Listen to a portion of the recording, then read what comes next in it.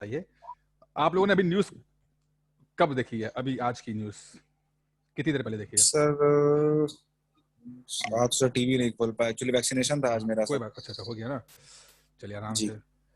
किसी ने न्यूज़ सुनी है भाई, या बाकी लोग जो है कोई एक बड़ी खबर?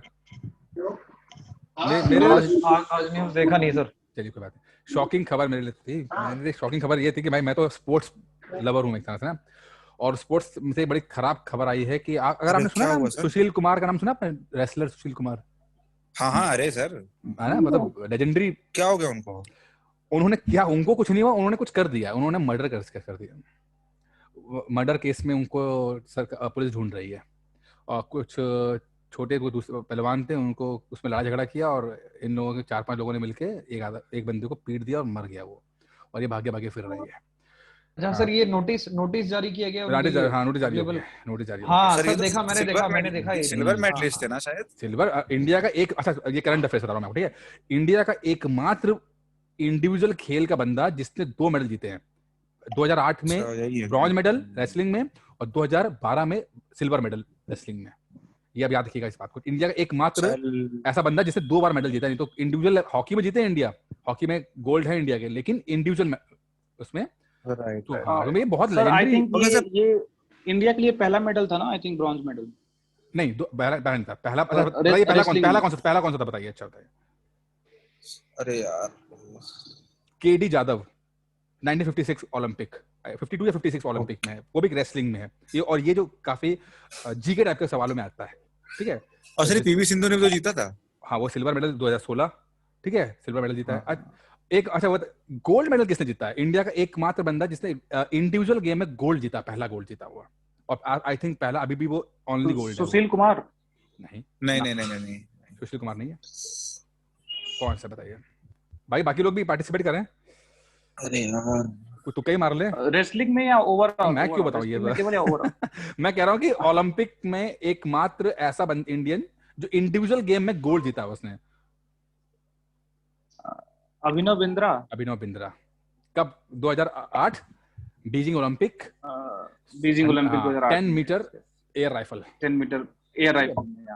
अब मुझे आपको पता है, ये सवाल इसलिए पूछ रहा हूँ क्योंकि इस साल क्या है, आपका ओलंपिक है। इस साल आपके ओलंपिक्स गेम है। कहाँ है ओलंपिक गेम्स आपके? ओलंपिक गेम्स कहाँ है? बीजिंग में होने थे सर। जापान में, जापान में ठीक है ना? लेकिन अभी तक अच्छा फंसा हाँ, मैटर है, फंसा हुआ है, ठीक है? तो है, तो ये सब खबर रखिए। ये सब ओलंपिक जब होता है ना, ये सब इसे सवाल आएंगे। और अब अगर आप छोटा एग्जाम दोगे तो सवाल पूछा जाएगा आपसे कि इसके मैस्कॉट कौन है, कौन सा है ये 16वां है, कौन सा 17वां है, नंबर ये भी का है, पूछते हैं। हाँ। ठीक है, कौन सा मैस्कॉट है, किस शहर में हो रहा है, कौन सा गेम हटा, बढ़ा, कम हुआ। ये सब थोड़ा सा ना जानकारी रखिएगा, एग्जाम पॉइंट ऑफ व्यू से। आप छोटे एग्जाम दे रहे हो तो थोड़ा सा जानकारी रखिएगा, ठीक है? तो ये सब चीजें रखिएगा। चलिए बाकी शुरू करते हैं। हाँ, हम लोग जैसे थे नए राजा, उनके राज्य पढ़ रहे थे। सावन का है। बोला क्या मुझे? अच्छा, किसी और को बोला। सर और आपसे रिक्वेस्ट है कि आप एक बार सबको म्यूट कर दीजिए। एक बार आपके पास एडमिन राइट्स है, सबको म्यूट अच्छा, कर दीजिए। मैं म्यूट करता हूँ ना तो मजा नहीं आता, फिर बात डिस्कशन डाउट पूछने वो होते ना हैं तो पीछे चर्चा होता रहता है। अगर आप सुनो, अगर आप ऐसी जगह बैठे हो जहां पर ज्यादा शोर हो रहा है तो आप लोग बंद कर लो पर्सनली, ठीक है? जो लोग थोड़ा शांति से बैठे हैं, देखिए इस समय जैसे कोई चॉकलेट का रैपर खोल रहा है बहुत देर से। हाँ, तो मैं थोड़ा सा ये कॉन्शियसली ये लोग, आप लोगों तो इसमें तो आप लोग अपना थोड़ा सा अपना एक कहते हैं ना, समझदारी दिखानी पड़ेगी आपको यहाँ पे, ठीक है ना? चलिए स्टार्ट करते हैं, लेट हो जाएगा बहुत, है ना? धन के लिए युद्ध, भाई बिल्कुल होते थे युद्ध, ठीक है ना? और यहाँ पे 2-3 सवाल पीछे स्प्री के बनेंगे, वो मैं डिस्कस कर लूंगा। अच्छा, एक चीज और बता रहा हूँ मैं आपको, देखिए जो इतिहास पढ़ रहे हैं ना, और इस चैप्टर में भी अभी जो आज हम लोग देखेंगे, 2-3 नाम ऐसे आएंगे। देखिए हम लोगों की ना अपने अपने बैकग्राउंड है, मतलब हमारे, चाहे वो कास्ट का हो, चाहे वो धर्म का हो, चाहे वो नेशन का हो, हम लोगों का एक बैकग्राउंड होता है। एक मैं पहले तो इसको शांत कर देता हूँ, थोड़ा ज्यादा ही हो रहा है। दीपकांत जी हैं शायद। दीपकांत, अच्छा चलिए उनको म्यूट करता हूँ, ठीक है? तो हमेशा देखिए इतिहास को ना आप खुले दिल से पढ़ना चाहिए, ठीक है? तो ऐसा ना हो कि हमेशा मसला होता है कि हम लोग कुछ ऐसी, इतिहासकार को कुछ ऐसी बात बोलते हैं और पब्लिक इसको अलग पॉइंट ऑफ व्यू से लेती है और फिर विवाद हो जाता है। एक एग्जांपल लेता हूं मैं आपको। यूपीएससी में एक बार सवाल पूछा गया, यूपीएससी में, कि भगत सिंह जो है उन्होंने टेररिस्ट एक्टिविटी में इन्वॉल्व थे, ऐसा कुछ सवाल था। भगत सिंह टेररिस्ट बताया गया। और उसके बाद जाके बड़ा विवाद हो गया, बहुत हंगामा हो गया कि भाई आपने भगत सिंह को टेररिस्ट कैसे बोल दिया, ये क्या बोल दिया। लेकिन वो पॉइंट ऑफ व्यू जो होता है वो अलग था। वो उनका टेररिस्ट का मतलब सिर्फ हाँ, बम बनाने के उसमें अलग था टेररिज्म का था। बाद में उसको रेवोल्यूशनरी बोल दिया ज्यादा कर, शब्दों का बड़ा गेम रहता है, ठीक है। अब जैसे यही है, धन के लिए युद्ध हुए, बिल्कुल युद्ध हुए बहुत। देखिए उस समय के राजा जो थे वो उनकी भाई कोई यहाँ पे ऐसा नहीं था कि आईटी इंडस्ट्री नहीं थी, कोई ऑटो इंडस्ट्री नहीं थी। वहां पर एक ही तरीके से पैसा कमाया जाता था, वो है दूसरे देश के पर आक्रमण करो, उसके बाद जो चीजें हैं वो अपने रख लो, ठीक है। इसमें एक विवाद हुआ, मतलब अभी लेटेस्ट 2-4 साल पहले की बात है, शिवाजी को लेकर विवाद हुआ कि भाई शिवाजी जो है, किसी ने बोल दिया कि शिवाजी ने तो जिंदगी भर लूट खसोट की है और लूटा है। एक पॉइंट था भाई, सही है, उस सिर्फ शिवाजी की बात नहीं हो रही है, वो सारे जितने राजा थे उस समय का था यही कि वो दूसरे देश के या दूसरे साम्राज्य में जाते थे, उनके गांव को अटैक करते थे और लूटते थे और अपने लिए इस्तेमाल करते थे। ये ऐसा नहीं शिवाजी अकेले करते थे, हर आदमी हर आदमी ये काम करता था, ठीक है ना। तो लेकिन क्या पब्लिक तो समझती नहीं है, पब्लिक तो हंगामा कर दिया, पब्लिक ने बताया आपने शिवाजी को ऐसा कैसे बोल दिया, लुटेरा कैसे बोल दिया आपने, ठीक है। तो यही था कि वहां पर उस समय एक ही चीज था कि वो युद्ध करो, जाके लूट लो। और इसमें आपका आता है जो सबसे ज्यादा हॉट प्रॉपर्टी से कह सकते हैं, वो है कन्नौज। हम जैसे कल डिस्कस किए थे, कन्नौज में 3 लोगों ने लड़ाई लड़ी। बेसिकली कन्नौज काफी ज्यादा इंटरकनेक्टेड था व्यापारिक मार्ग से। तो कन्नौज के ऊपर 3 साम्राज्य या 3 राजाओं का लिए युद्ध हुआ। और युद्ध कौन था? गुर्जर प्रतिहार, राष्ट्रकूट और पाल। इसमें पाल कहाँ के थे? कल हमने फोटो दिखाई थी मैंने आपको, Bengal side, west Bengal side, ठीक है। राष्ट्रकूट कहाँ के थे? ये महाराष्ट्र के साइड पे, महाराष्ट्र और नीचे वाले एरिया में, डेक्कन एरिया। और गुर्जर प्रतिहार आपका नॉर्थ इंडिया हो गया, सेंट्रल नॉर्थ कन्नौज में लड़ा। और इस लड़ाई को बोला गया क्या कि त्रिपक्षीय संघर्ष। त्रिपक्षीय आपको कभी पूछा जाए ना, ये हाँ सुनिए, ये सवाल आता है कि पूछा जाएगा कि भाई बताओ त्रिपक्षीय संघर्ष में कौन कौन से राजा इन्वॉल्व थे। त्रिपक्षीय संघर्ष यानी कि त्रिपाठी स्ट्रगल जो था, इंग्लिश में आता है इसका, ठीक है। 3 पक्ष यानी कि गुर्जर प्रतिहार, राष्ट्रकूट और पाल वंश। ये लाइन याद रखिएगा, शब्द याद रखिएगा। इसको कभी कभी ऐसे ही पूछ लेते हैं कि त्रिपक्षीय संघर्ष में कौन कौन इन्वॉल्व था, तो उसमें आपको राइट करना पड़ता है, ठीक है।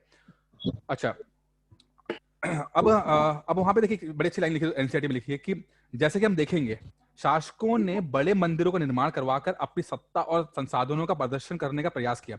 जैसे आजकल क्या है, कोई IAS PCS तो बनता है या कोई बड़ा बिजनेसमैन होता है, भाई वो BMW खरीदता है, वो 50 लाख की BMW खरीदता है। जरूरत उसको शायद उतनी नहीं होती है, ठीक है, लेकिन स्टेटस सिंबल होता है, ठीक है, शो ऑफ के लिए होता है। आप लोग आईफोन खरीदते हो, शायद जरूरत इतनी नहीं होती है, लेकिन आप लोग लेते हो क्योंकि शो ऑफ करना होता है। यहाँ मंदिर का निर्माण में भी एक ये बड़ा इंपॉर्टेंट रोल। सर दीपकांत जी को फिर से जरा म्यूट कर दीजिए आप। सर मेरी तरफ से ऐसा कोई इंटरप्शन नहीं है। नहीं आप शायद आपका नेटवर्क बड़ी विचित्र आवाज आती है, म्यूट कर दीजिए, आप नहीं बोल रहे हैं। कर दिया, चलो ठीक है।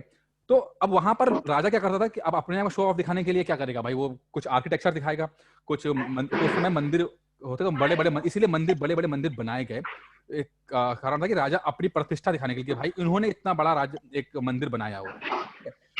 अच्छा, अब क्या हुआ, अब मंदिर बन तो गए, लेकिन आपको पता है कि चूंकि मंदिर जहां होता था तो उसके आसपास का जो इलाका लैंड होती थी, उस लैंड को जो राजा था वो टैक्स फ्री कर देता था कि उसे टैक्स पे नहीं करना, ठीक है। तो जो वहां के जो मैनेजमेंट के लोग थे वो टैक्स पे नहीं करते, तो बहुत इजी पड़ जाता था उन लोगों को। तो उससे बड़ी उन्होंने सेविंग्स की। जो डोनेशन मिलता था राजा की तरफ से या बाकी पब्लिक की तरफ से, तो उसका बहुत ज्यादा पैसा रहा। तो रिच मंदिर रहे हैं हिंदुस्तान के। अभी कौन सा मंदिर है केरल का, मुझे आप ये बताओ, केरल का मंदिर कौन सा है जिसके खोलने की बारी आई थी और उसके दरवाजे खोलने का था, लेकिन कहा जाता है कि बहुत रिच मंदिर है। पॉइंट स्वामीनाथन मंदिर त्रिवेंद्रमाला शायद नहीं। एक उसमें एक बड़ी अच्छी कहानी है कि एक दरवाजे के ऊपर क्या था, 12 दरवाजे हैं और एक दरवाजे के ऊपर सांप बने हुए बड़े बड़े। तो ये इंडिकेशन हुआ कि भाई ये अगर दरवाजा खुल जाएगा तो पीछे शायद कयामत आ जाएगी, उस तरह की। तो सुप्रीम कोर्ट भी इन्वॉल्व हुआ इसके अंदर खोलने के लिए कि वो खोलना चाहिए कि नहीं खोलना चाहिए। पद्मनाभन मंदिर, अरे भाई साहब, पद्मनाभन। अरे हाँ सॉरी, पद्मनाभन नाम था, स्वामीनाथन बोल दिया ठीक है मैंने। ना, सॉरी, मैं गया पद्मनाभन। हूँ उस मंदिर में यार। थोड़ा सा मंदिर वंदिर जो है ना, थोड़ा सा पता आपको, जो धार्मिक स्थल हैं आपको एग्जाम में आते हैं। सर ये भाई है त्रिवेंद्रम में ही नहीं? नहीं नहीं, केरल, अभी कोची में है, कहाँ है देखना पड़ेगा मुझे, थोड़ा सा जगह का नाम मैं भूल गया हूँ कहाँ पर है। थोड़ा आप लोग भी देख लीजिएगा पद्मनाभन मंदिर कहाँ पर है। ठीक है, तो मंदिर हो गए, या आपके जैसे कि अजमेर शरीफ का हो गया, या निजामुद्दीन औलिया के मजार हो गई। ठीक है, और बहुत सारे सवाल पूछते हैं आपसे, क्या कहते हैं, जामा मस्जिद के ऊपर, भाई जामा मस्जिद कहाँ। तो ये जो धार्मिक स्थल है ना, वो आप चाहे एंशिएंट हिस्ट्री की हो चाहे मेडिवल हिस्ट्री की हो, आप लोग याद करना कहाँ कहाँ पर है और किसने बनाया है। अगर मंदिर को, तो मंदिर के अभी इस आज के लेक्चर में हम पढ़ेंगे कि 2 मंदिर जो एग्जाम के पॉइंट ऑफ व्यू से बहुत इंपॉर्टेंट है और लगातार पूछे जाते हैं कि भाई ये मंदिर किसने बनाया हुआ है। पीसीएस में डायरेक्टली सवाल आया हुआ है इसके ऊपर। ठीक है, अच्छा अब क्या हुआ, मंदिर को देखा कि भाई वहां तो मंदिर है, तो जो अफगानिस्तान की एक जगह के नाम है गजनी नगर है, तो वहां का सुल्तान था महमूद। तो उसने फिर देखा कि ये तो बड़े रिच लोग हैं, और फिर उसने अटैक कर दिया इंडिया के ऊपर, और कहा जाता है कि सोमनाथ मंदिर जो है उसको लूटा गया। ठीक है, अब मुझे ये बता सोमनाथ मंदिर है कहाँ? बनारस, गुजरात, गुजरात में। गुजरात में, बनारस में नहीं, गुजरात में है सोमनाथ। अच्छा वो सारनाथ है, मैं इंजेक्शन का असर है सर, सॉरी। चलिए ठीक है, सोमनाथ मंदिर है, इसको लूटा गया। ठीक है, उसमें से, और इतना लूटा गया कि जब पैसा का, अच्छा इंडिया तो वैसे ही रिच रहा है, और अच्छा इंडिया रिच क्यों रहा है, इतने मंदिर रिच क्यों हो गए, तो मैंने 2-3 कारण बताए, लेकिन और क्या था कि इंडिया के रिच होने के सर में डिस्कस किया हुआ है। सर इंडिया में बिजनेस था, सूती कपड़े होते थे, कृषि अच्छी थी। बिल्कुल बिल्कुल बिल्कुल बिल्कुल। इंडिया एक ऐसी कंट्री थी ना भाई, ब्रिटेन से सोना आता था। मुख्य रूप से हाँ, हमें कुछ उसमें मिडिवल एज जो मुगल काल था उसके पहले के समय में जो यूरोपियन कंट्रीज थी, वहां से काफी ज्यादा बिजनेस ट्रेड हुआ करता था इंडिया से, तो वो अपने यहाँ के गोल्ड और सिल्वर का ट्रांजैक्शन करते थे सिल्क रूट। उस समय कोई करेंसी थी नहीं, डॉलर था नहीं वहाँ पे, कुछ था नहीं। ठीक है, अब क्या भाई, आप हमसे अगर मसाले लोगे तो आपको, हमें आपसे कुछ नहीं चाहिए भाई, हमें पास अपने हैं, लेकिन आपको अगर हमारे मसाले चाहिए तो आपको अपना जेवर रखने पड़ेंगे, सोना रखना पड़ेगा, चांदी रखना पड़ेगा। इस कारण से बहुत ज्यादा पैसा हमारे पास, इंडिया के पास था। फिर अच्छा वो फिर जो पैसा था वो राजा के माध्यम से मंदिरों में चला गया। ठीक है ना, इस तरह से आपस में डिस्ट्रीब्यूट हो गया। और दूसरी एक चीज और भी है, जो गंगा यमुना का जो दोआब है ना, ये जो बेल्ट है, प्लेन, ये काफी एग्रीकल्चरली बहुत हम लोग फर्टाइल जगह रहते हैं, बहुत अच्छी फसल यहाँ पर रहती है। ठीक है, तो ये कारण थे। नहीं तो अब देखिए ना, यहाँ पे देखिए अफगानिस्तान में आज कुछ नहीं है, बताइए आज से 1000 साल पहले क्या रहा होगा। तो वो तो मजबूर है ना, उनके पास एग्रीकल्चर नहीं है, उनके पास कोई कुछ नहीं मसाले निकाल पा रहे हैं, तो जाके लूटेंगे तो ना फिर जाके। आप ये ना सिर्फ ये महमूद की बात कर रहे हैं, आप अगर चंगेज खान और बाकी लोग जितना भी आप देखते हो, यहाँ तक बाबर वगैरह सब लोग, भाई वो एक ही मात्र है कि वो जाएंगे और दूसरी जगह को लूट के लाएंगे और फिर उस पैसे से अपने शौक पूरे करेंगे, अपने करेंगे। ठीक है, अब जैसे महमूद ने सारनाथ मंदिर को लूटा, लेकिन उस पैसे से अपनी राजधानी में बहुत ज्यादा उसने वो लगाया, क्या नाम है, एक बड़ा गौरी लूटा था कि महमूद, सर कौन लूटा था, गजनवी या गौरी? लूटा सभी था। ये सारनाथ का जो मंदिर था वो नहीं सर, जो 16वीं बार आक्रमण किया था उस पे, जो 16वीं बार आक्रमण किए थे, महमूद गजनवी थे या गौरी थे? गौरी था, गौरी थे। हाँ, लेकिन सबसे पहले जो यहाँ बात हो रही है 1997 से लेकर 2030 के बीच में शासक था, वो था गजनी का महमूद। ठीक है, अच्छा अब एक चीज और है जो एग्जाम के लिए इंपॉर्टेंट चीज है, ये तो जो लूट लाट लिया उसने। सोमनाथ मंदिर के बारे में पता लगा, गुजरात के अंदर है। सोमनाथ मंदिर को जब देश आजाद हुआ, एक कहानी सुना देता हूँ आपको मैं। सोमनाथ मंदिर जब आजाद हुआ, तो देश आजाद हुआ, तो सोमनाथ मंदिर को दोबारा से रिकंस्ट्रक्ट किया गया।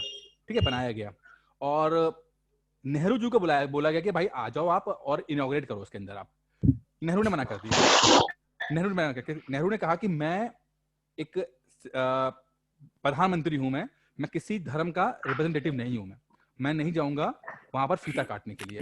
ये नेहरू के वर्ड्स रहे हैं।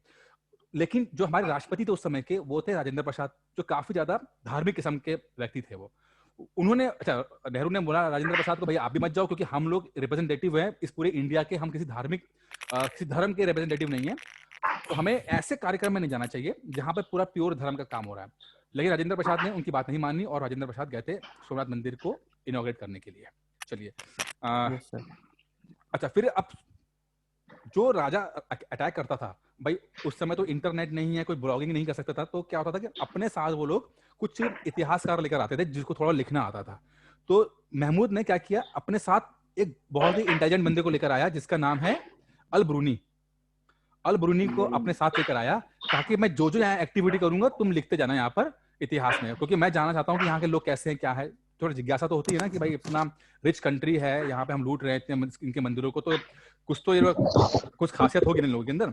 अल ब्रूनी ने जो सबसे अच्छा काम किया, उसने ये काम किया कि उसने पहले संस्कृत सीखी, पहले खुद भी सीखी, ठीक है। यहाँ के जितने लिटरेचर थे संस्कृत वाले वो उसने खुद पढ़े, यहाँ तक कि डिस्कशन किया, सारे जो उस समय के एक्सपर्ट्स थे उनसे डिस्कशन किया, और अच्छी किताब लिखी जिसका नाम है किताब अल हिंद। किताब अल हिंद, ये याद रखिएगा, आप जब नोट्स बना रहे हो उसमें लिख लेना, किताब अल हिंद किसने लिखी है? अल ब्रूनी ने लिखी है, ठीक है। अल ब्रूनी शायद पहला इंसान था, आपको बताऊं, जिसने योगा को इंटरनेशनलाइज किया। योगा हमारे देश की चीज थी, वो हिंदुस्तान में ही होती थी, ठीक है। लेकिन जब अल ब्रूनी लोग आए यहाँ पर, इन्होंने चीज लिखी कि हाँ यार ये तो बड़ी अच्छी चीज है, इसको लोग करते हैं, योगा से एक्सरसाइज होती है। और वो बात जब बाहर गया, जब अफगानिस्तान से होता हुआ बाहर गया, तो योगा को पहले जो पॉपुलर करने वाला बंदे से अल ब्रूनी आता है इसके अंदर। तो किताब अल हिंद को आप याद रख लीजिएगा, ये किताब इसने लिखी। तो मैच द फॉलोइंग में सवाल आएंगे, आपको ध्यान रखना, ये सब आएंगे। अल ब्रूनी, किताब कौन सी है? किताब अल हिंद, ठीक है, गलत मत कर देना प्लीज, ठीक है। अच्छा, युद्ध करने वाले दूसरे राजाओं की में एक चहमान भी थे। चहमान को जो बाद में नाम कन्वर्ट होकर चौहान हो गया, ठीक है। अब यहाँ पे इस पैराग्राफ से एक सवाल आया था कुछ सालों पहले, वो बताऊंगा कौन सवाल पूछा गया था। तो चौहान लोगों ने उस समय चौहान, क्योंकि आप देखते हैं दिल्ली जो है, दिल्ली के आसपास और राजस्थान के आसपास चौहान लोग थे, ठीक है, उनका बड़ा एक इलाके में थे। चौहान में से एक व्यक्ति का नाम बड़ा इंपॉर्टेंट नाम है, जिसका नाम है पृथ्वीराज चौहान। नाम सुना होगा ना? सवाल पूछा गया पीसीएस में, सुनिए सवाल पूछा गया, और सिर्फ इस लाइन से पूछा कि मैं आपको कहता हूँ एनसीईआरटी पढ़ना क्यों इंपॉर्टेंट है। पूछा गया कि पृथ्वीराज चौहान का तात्पर्य किस पृथ्वीराज से है? पृथ्वीराज प्रथम, द्वितीय, तृतीय, चतुर्थ, कौन सा है? ये सवाल है। द्वितीय से है, थर्ड, जिसको हम जानते हैं ना पृथ्वीराज चौहान, जिसकी हम बात करते हैं, जिसको जो मतलब वैसे तो नाम बहुत सारे हो सकते हैं ना, लेकिन जो हम जिस पृथ्वीराज को मानते हैं, जिसने मोहम्मद गौरी से वगैरह लड़ाई लड़ी है, ठीक है, उसका नाम था तराई का युद्ध ये लड़े थे ना? है तराई का युद्ध ये लड़े थे। हाँ, वही तराई का जो लड़ी है वो पृथ्वीराज थर्ड है। सवाल यहाँ से उठाया गया था, ये थर्ड पूछते थे कि भाई आपको बता दिया कि 1 है कि 2 है 3 है, तो थर्ड था ये, जिसने लड़ाई लड़ी मोहम्मद गौरी को, पहले लड़ाई हराया 1191 में। ये बहुत इंपॉर्टेंट याद रखिएगा, 1191 में हराया। मोहम्मद गौरी वापस जाता है, वापस फिर से प्रिपेयर होके आता है, और 1192 में जीत जाता है वो। बाद में पृथ्वीराज चौहान या पृथ्वीराज थर्ड है, उसको हरा देता है। ये अच्छा, हमारे उस समय जो राजपूत लोग थे ना, ये जो राजस्थान में जो रहते थे, चाहे पृथ्वीराज चौहान रहे हो, चाहे और लोग रहे हो, हम लोग जो पढ़ते हैं ना, ये ऑप्शनल हिस्ट्री पढ़ते हैं, तो एक खास बात आती है कि यार ये ऐसा बताइए कि क्यों ये लोग जो इतने ज्यादा ये ब्रेव थे ये लोग, उसके बावजूद भी कभी मतलब उनको दिक्कत आई, अटैक हुआ बहुत सारा, ऐसा क्यों हुआ कि बहुत ज्यादा परेशान रहे, बाद में वो दिक्कत भी रही। तो उसमें एक सबसे बड़ा कारण ये था कि अगर कोई हार के वापस जाता था तो ये भाग के उसको खत्म नहीं करते थे। मतलब अगर मोहम्मद गौरी ने अटैक किया, युद्ध हुआ, पृथ्वीराज चौहान ने खदेड़ दिया गौरी को, तो उतना खदेड़ते थे जितना उनकी बाउंड्री थी, बाउंड्री के बाद नहीं खदेड़ते थे। ऐसा नहीं कि जाके उसको पूरा जाके नस्ते नाबूद करके ही आएंगे, चाहे वो कहां तक भी भागता हुआ जाए। जैसे अभी आप लोग आगे पढ़ोगे, जब चंगेज खान भागता हुआ आया किसी को मारने के लिए, एक राजा था वहीं का, तो किसी उसको पीछे, तो इंडिया तक पहुंच गया था वो, तो इल्तुतमिश ने किसी तरह हाथ जोड़ के बोला कि भाई आप मत आओ यहाँ पे इंडिया में, हम आपको जो बंदे को जो जिसके पीछे आप आ रहे हो उसको हम शरण नहीं देंगे। तो सबसे बड़ी जो ड्रॉबैक रही है राजस्थान के उस समय राजाओं की, कि उन्होंने कभी भी प्रॉब्लम को परमानेंट खत्म नहीं किया। अटैक किया तो ब्रेवली लड़े, लेकिन ऐसा नहीं किया कि गौरी को पता है कि भाई गौरी तो ये वापस भी आ सकता है, तो जाके उसको खत्म ही कर दो जाके, इसमें वो काम नहीं किया। सबसे बड़ी दिक्कत ये रही है। तो ये समझिएगा 1191 में जीतते हैं, लेकिन 1192 में हार जाते हैं। कौन हारता है? मोहम्मद गौरी, पृथ्वीराज थर्ड को, जिसको हम पृथ्वीराज चौहान बोलते हैं। एक सवाल और भी आता है, पृथ्वीराज चौहान के ना साथ एक बंदा और था जो इनका दोस्त था, जो कि राष्ट्र कवि था, वो चंद्र बरदाई, जो आप लोग बोलते हैं अब क्या, अब ना चूको चौहान, मुझे तो पूरी कविता याद नहीं है लेकिन लाइन याद है, अब ना चूको चौहान, तो उसी ने लिखी है, ये चंद्र बरदाई ने लिखी है। पृथ्वीराज तृतीय के ऊपर माना अब ये तो पता नहीं कि सही है कि कितना फैक्ट है, कितना हिस्ट्री है, कितना लेजेंड्स है कि मोहम्मद गौरी इसको पकड़ लेता है, पृथ्वीराज चौहान को पकड़ लेते हैं तो इनके आंखें जो है खराब कर देते हैं, आंखें जो है मतलब फोड़ देते हैं बिल्कुल। और चंद बदाई को बोलते हैं कि देखो मोहम्मद गौरी बोलता है कि चंद बदाई को कि देखो तुम्हारा जो तुम इतना ब्रेव बोलते हो, जितना उसको बोलते हो, आज देखो क्या हालत, इस बंदे की हालत क्या है। तो चंद बदाई बोलता है कि साहब ये ऐसा है कि आवाज पर निशाना मार सकते हैं, अगर आवाज जहां से आएगी उतना तेज निशाना है इनका। तो मोहम्मद गौरी बोलता है कि यार ठीक है, देखते हैं, डेमोन्स्ट्रेशन दो यार, आपने इतना काबिलियत है, दिखाओ यार कि आप तो आंखें हैं नहीं, आप कैसे तीर मारोगे। तो चंद बदाई पृथ्वीराज चौहान को समझाता है कि देखो जहां से आवाज आएगी वहां से तीर मारना है आपको। तो एक पूरा एक ना वो क्या है यार, वो क्या बोलते हैं उसको, पंक्तियां कुछ है ना, एक पोएट्री बोलते हैं, पोएट्री नहीं, वो शब्द एक 40 टाइप का कुछ होता है ना, बोलते हैं हम हिंदी में कुछ अलंकार, नहीं छोड़िए, वो दोहा टाइप का, दोहा का और थोड़ा सा आता है, एक वर्ड आता है, ठीक है, वो चौपाई तो पूरी चौपाई है। वो बताता है कि देखो, वो समझ आता है कि, और उस चौपाई में चंद बदाई पृथ्वीराज तृतीय को बताता है कि जो मोहम्मद गौरी है वो कितनी दूर बैठा है, कितना हाइट पे बैठा है, कितनी ऊंचाई पे बैठा हुआ है, ठीक है, और तुम्हें जब तीर वो आवाज देगा तो तुम्हें तीर किस डायरेक्शन में मारना है। बड़ा अच्छा है, और वो कितना लेजेंड है और कितना हिस्ट्री है मुझे नहीं पता, लेकिन चलिए हम लोग तो खैर पढ़ ही लेते हैं इस चीज को, धीरे धीरे आपको थोड़ा पता होना चाहिए, क्योंकि चंद बदाई के ऊपर सवाल आया था। चंद बदाई, पृथ्वीराज तृतीय, ये सब आपको पता होना चाहिए, सब ये हिस्टोरिकल रहे। चंद बदाई ने बहुत सारे अच्छी अच्छी बातें लिखी हैं पृथ्वीराज चौहान के ऊपर। चलिए आगे देखते हैं, चोल राज्य के बारे में पढ़ते हैं। चोल कहाँ पर है? हमारा साउथ इंडिया में, ठीक है, साउथ इंडिया में है। हाँ, और चोल जो थे, जैसे पढ़ते हैं, उरियूर से तंजावुर तक चोल वंश सत्ता में कैसे आया। कावेरी डेल्टा में, कावेरी कहाँ है, एक सवाल आपको ज्योग्राफी में ऐसा पूछा जाएगा, ठीक है, कावेरी के ऊपर पूछा जाएगा कि कावेरी नदी कहाँ से निकलती है, कहाँ जाती है। कावेरी को साउथ की गंगा बोला जाता है, 2016 प्री में सवाल आया गया था, ठीक है, साउथ गंगा कावेरी ने, ठीक है, वो ज्योग्राफी में पढ़ोगे, लेकिन अब आगे तो बताता हूँ। और डेल्टा के बारे में तो पता ही आप लोगों को, डिस्कस कर चुके हम लोग, डेल्टा क्या होती है। कहीं पर तो गोदावरी भी मिलता है इसका आंसर, नहीं, साउथ की गोदावरी, देखिए वो तो काफी, आपकी गोदावरी तो ऊपर ही ऊपर रह जाती है, लेकिन गोदावरी को वृद्ध गंगा बोलते हैं। हाँ, ये जो कावेरी है, कावेरी को बोलते हैं, ठीक है। कावेरी डेल्टा में मुटियार नाम के प्रसिद्ध एक छोटा सा मुखिया परिवार की सत्ता थी। वे कांचीपुरम के पल्लव राजाओं के मातहत थे, यानी कि पल्लव राजा थे, और जो चोल वंश के जो लोग थे वो उनके सामंत थे, टाइप कह सकते हैं, सामंत टाइप के थे वो, ठीक है। उरियार में चोल वंशी प्राचीन मुखिया परिवार के विजय ने 9वीं सदी के मध्य में मुटियारों को हराकर इस डेल्टा पर कब्जा जमाया। उसमें वहां तंजौर शहर और निशुंभी सुधिनी देवी का मंदिर बनाया। अभी तक तो खैर सवाल नहीं पूछा गया निशुंभी सुधिनी का, लेकिन समझिए कि चोल लोगों ने थोड़ा सा एरिया कैप्चर कर लिया। विजयालय के उत्तराधिकारियों ने पड़ोसी इलाकों को जीता और इसके राज्य अपने क्षेत्रफल और शक्ति दोनों रूपों में बढ़ाता गया। दक्षिण और उत्तर के पांड्यान और पल्लव इसके इलाकों के इन राज्यों का हिस्सा बन गया। अब आता है इंपॉर्टेंट सवाल, राजा राज प्रथम जो सबसे शक्तिशाली चोल शासक माना गया है, 985 में राजा बना और उसी ने इसमें से ज्यादातर क्षेत्रों को अपने नियंत्रण का विस्तार किया। उसने साम्राज्य के प्रशासन का भी पुनर्गठन किया। राज के पुत्र, इंग्लिश में से राजा बोलते हैं, राजेंद्र प्रथम ने उसकी नीतियों को जारी रखा और उसने गंगा घाटी, श्रीलंका तथा दक्षिण पूर्व एशिया के देशों पर हमला भी किया। इन अभियानों के लिए उसने एक जल सेना बनाई। बहुत इंपॉर्टेंट चीज है, डिस्कस करेंगे। 2 राजा का यहाँ मेंशन किया गया है, एक है राज या राजा से इंग्लिश में बोलते हैं, और उसका जो बेटा था वो है राजेंद्र प्रथम, ठीक है। राजेंद्र प्रथम के बारे में सवाल पूछा जाता है कि भाई सवाल पूछा गया था एक बार कि वो कौन सा राजा था जिसने श्रीलंका पे कब्जा कर लिया, श्रीलंका को हरा के श्रीलंका को जीत लिया और जिसकी बड़ी अच्छी नेवी थी। तो वो कौन था? राजेंद्र प्रथम। राजेंद्र प्रथम ने पहली बार मतलब इसको बड़ी अच्छी एक नेवी तैयार की और उसने जाके श्रीलंका को जीता। राज ने थोड़ा सा जीता था, उसका नॉर्थ जो था श्रीलंका, नॉर्थ श्रीलंका था वो जीता था, लेकिन राजेंद्र प्रथम ने पूरा ही जीत लिया था, याद रखिएगा, ठीक है।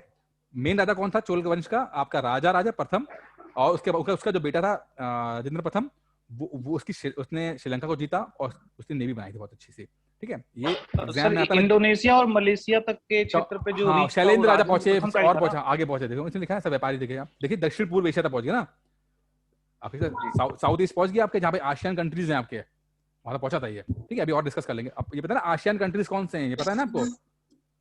ASEAN countries Malaysia, Indonesia, Cambodia, Vietnam, पता है ना आपको? ये कि नहीं पता है आसियान कंट्रीज कौन से होते हैं? जी जी जी। बाकी लोग शांत है ना, मुझे लग रहा है कि नहीं पता इनको। अभी आप आज ढूंढना आसियान कंट्रीज कौन से होते हैं, ठीक है। भव्य मंदिर और कांस्य मूर्ति कला, राजा राज और राजेंद्र प्रथम द्वारा बनाए गए तंजवूर और गंगाईकोंडा चोलमपुरम के बड़े मंदिर स्थापत्य और मूर्ति कला के दृष्टि से एक चमत्कार है। ये अब दूसरा जो इंपॉर्टेंट है, देखिए दो मंदिर बने हैं, एक है तंजावुर में बना है और एक बना है गंगाईकोंडा चोलमपुरम में बना हुआ है, ठीक है। सवाल आपसे मैच द फॉलोइंग वाला सवाल पूछेगा आपसे, एक तरफ राजा का नाम डाल देगा, दूसरी तरफ डाल देगा आपका मंदिर कहाँ बने थे। तो राजा राज ने जो मंदिर बनाया है वो तंजावुर में बनाया है, और राजेंद्र प्रथम ने जो मंदिर बनाया है वो गंगाईकोंडा चोलमपुरम में बनाया हुआ है। याद रखिए, बहुत इंपॉर्टेंट है ये। मंदिर वाले सवाल हमेशा गलत हो जाते हैं आप लोगों के, क्योंकि आप लोग इतना आर्ट एंड कल्चर ढंग से पढ़ते नहीं हो, बड़ा बोरिंग लगता है, थोड़ा सा वो लगता है। लेकिन सवाल जो सर ये जो सर एक सॉरी बीच में रोक रहा हूँ सर, ये जो आपका मीनाक्षी मदुरई मंदिर है, जो मीनाक्षी टेम्पल और ये जो बड़े बड़े रॉक का टेम्पल्स हैं, तो ये चोले डायनेस्टी के अंदर आएंगे? मतलब चोला नहीं, मुझे देखना पड़ेगा, क्योंकि ना क्योंकि कुछ पल्लवों ने भी बनाया है, कुछ चोला ने बनाया है, कुछ पल्लव ने बनाया है, वही आपको देखना पड़ेगा, ठीक है। मैं देख लूंगा, क्योंकि एग्जैक्टली मुझे याद नहीं आ रहा है, तो देख लेंगे कौन सा मंदिर को, कई तरह के। लेकिन यही सवाल, Meenakshi temple I think Pallava ने बनवाया, पल्लव बना, ठीक है। आपका एक मंदिर और आएगा, उसका नाम क्या है, ब्लैक पगोडा, क्या कहते हैं ब्लैक पगोडा, वो कोणार्क का मंदिर, ठीक है। वो किसने बनाया? ये उड़ीसा में।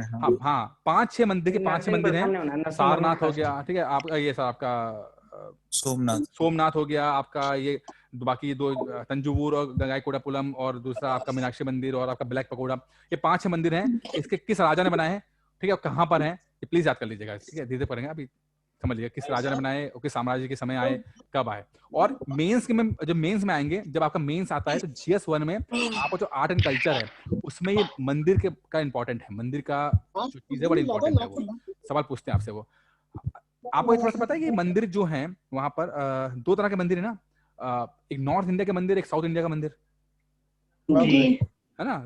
नॉर्थ इंडिया वाले कौन सी टेक्नोलॉजी, मतलब आर्किटेक्चर करते थे, या साउथ वाले कौन करते थे? साउथ वाले कौन करते थे? गांधार एंड त्रिभुवन हैं, साउथ वाले त्रिभुवन करते हैं, साउथ वाले त्रिभुवन शैली, वो हाँ, और वो नागर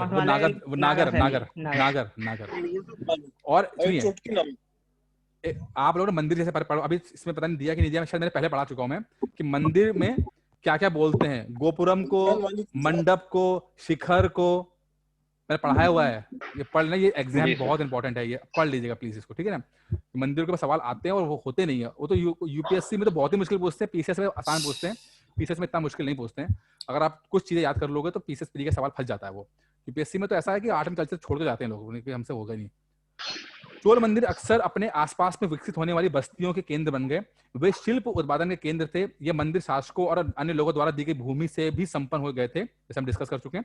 इस भूमि के उपज उन सारे विशेषज्ञों का निर्वाह करने में खर्च होती थी जो मंदिर के आसपास रहते और उनके साथ काम करते थे, जिसमें पुरोहित थे, मालाकार थे, बावर्ची थे, मेहतर थे, ये सब लोगों को सैलरी वाली भी दिया जाता था, ठीक है। इसके अंदर था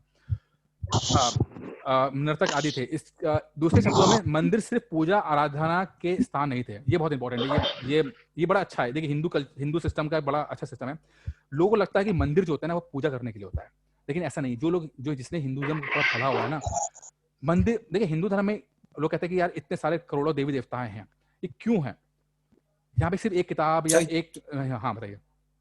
हाँ जी, तो बेसिकली सर क्या है ना, मुझे ऐसा लगता है कि भारत इतना ज्यादा डाइवर्सिफाइड है कि अच्छी बात क्या है कि हम लोग नेचर से बहुत जुड़े रहे हैं। Hinduism is purely on nature, तो अलग अलग नेचरों में जैसे हमारे सांप तक को भगवान माना गया है, राइट, मतलब भालू और शेर तक भी हमारे यहाँ भगवान का रूप रहे हैं, राइट। तो हो सकता है कि ये भी एक बहुत बड़ा कारण रहा हो कि उस जगह के एरिया को लोगों को कन्वेंस, लोगों को एनकरेज करने के लिए, सांस्कृतिक चीजों को इम्प्रूव करने के लिए हम उनका यूज करते चले। देखिए जो जिस, देखिए आप हिंदुइज्म में देखिए, आप अगर सांप को पूजा कर रहे हैं वो भी अलाउड है, आप हाथी की पूजा कर रहे हैं वो भी अलाउड है, ठीक है। आप किसी मूर्ति की वो भी अलाउड है, आप किसी बिना मूर्ति की पूजा कर रहे हैं वो भी अलाउड है, ठीक है। असल में जो हिंदुइज्म है वो पर्सनलाइज गॉड पे चलता है, यानी कि जहां पे आपको ईश्वर दिखे वही जहाँ आपकी श्रद्धा हो। हाँ, जहाँ पे आपकी श्रद्धा है, ठीक है। अगर आपको लगता है कि आंख बंद करके आपको लगता है कि आपका करेक्शन हो सकता है गॉड से, तो आपके लिए वो सही है।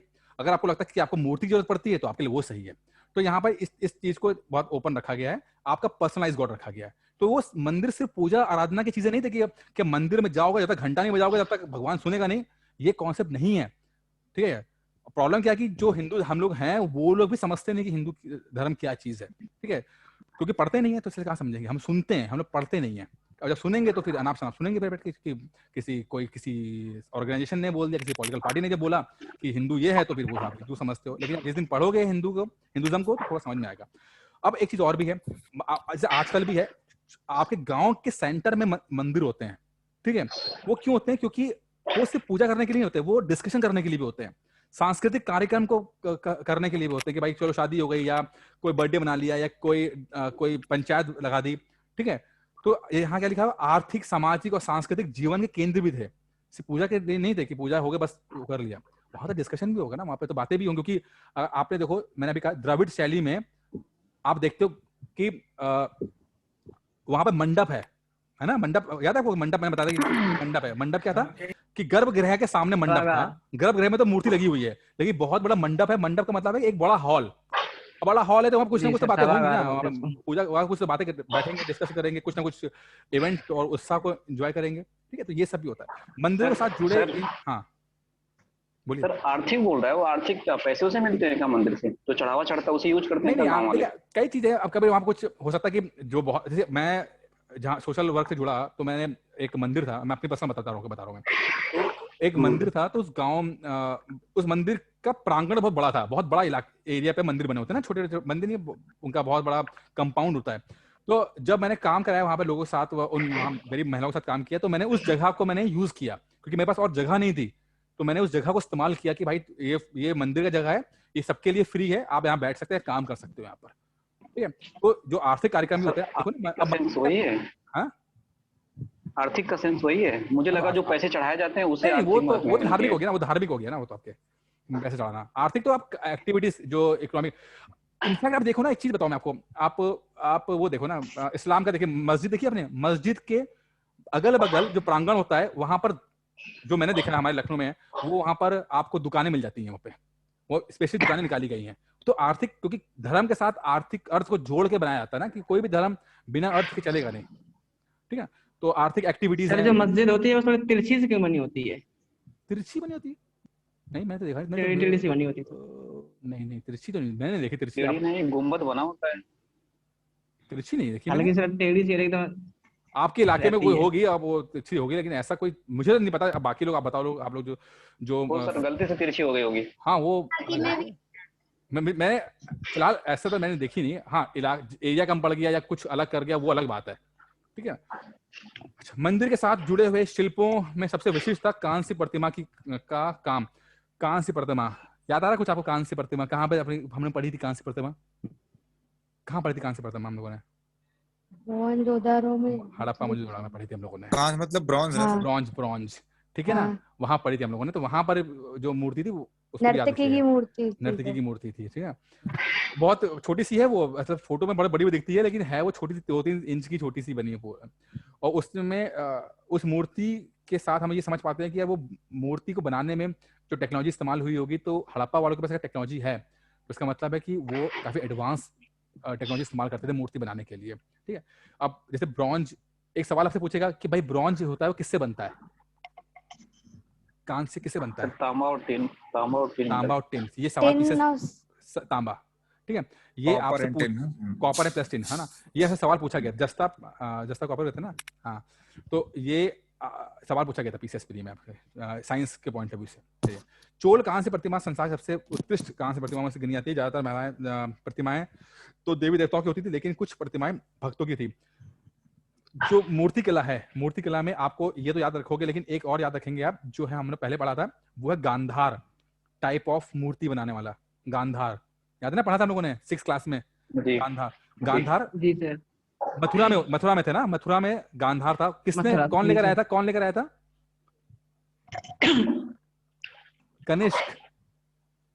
कनिष्क, ठीक है ना। क्योंकि मथुरा जी थी वो कनिष्क की दूसरी राजधानी थी, पहली थी कश्मीर, दूसरी थी मथुरा। और मथुरा में जब हम वो कनिष्क पहुंचे तो उसने जो गांधार यानी कि इस समय कंधार है वो टेक्नोलॉजी इसने डाली, तो जो इंडिया की थी वो और प्लस गांधार की जो मिक्स होके जो मूर्तियां बनी तो उन्होंने थोड़ा सा अलग दिया, जिसमें था गौतम बुद्ध की मूर्तियां थी, तो गौतम बुद्ध की मूर्तियों के बाल थोड़े करली बाल थे, नैन नक्श तीखे थे। हाँ, इस तरह। और ये सवाल आप याद रखिएगा,